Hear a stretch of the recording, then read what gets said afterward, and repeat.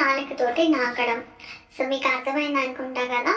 So మాతో జరిపే ముందుగా మా లిప్స్ మీద ముద్దు అనేది అందరూ పెడతారు కదా. సో లిప్స్ మీద అలా అలా నాలుకతోటి నాకడం, ఆ తర్వాత లిప్ కిస్ పెట్టడం. అసలు లిప్ కిస్ అంటే ఏంటో ఎవరికైనా తెలుసా? సో సపోజ్ ఇట్లా లిప్స్ ఉన్నాయనుకోండి, కొందరు లిప్ కిస్ అంటే లిప్ ఓపెన్ చేసి ఒకరి లిప్ కింద లిప్ కానీ పై లిప్ కానీ ఒకరి లిప్ ఒకరు ఇట్లా లోపలికి తీసుకుంటూ, అట్లానే టంగ్ టంగ్ వాళ్ళ టంగ్ మన టంగ్ కలిసి ఉంటూ అట్లా లిప్ లిప్ చాలా బాగా అంటే కింద అబ్బాయిది అమ్మాయి పార్ట్ ఎట్లా అయితే ఇట్లా లోపల దాకా దిగుతుందో పైన లిప్స్ కూడా అట్లా లిప్ లిప్ అట్లా బాగా ఇది చేయాలి.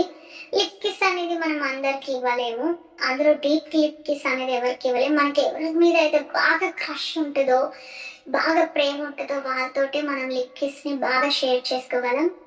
నిజంగా బాగా క్రష్ ఉన్న పార్ట్నర్ కి కనుక మనం లిప్ కిస్ ఇస్తే ఇట్లా మన బాడీ అంతా తెలుసా జిమ్ అని చెప్పేసి ఒక రకమైన ఫుల్ మూడ్ లోకి వచ్చేస్తాం అనమాట. అట్లనే అబ్బాయి ఏం చేయాలంటే ఇట్లా లిప్ కిస్ అనేది అమ్మాయికి బాగా చేయాలి.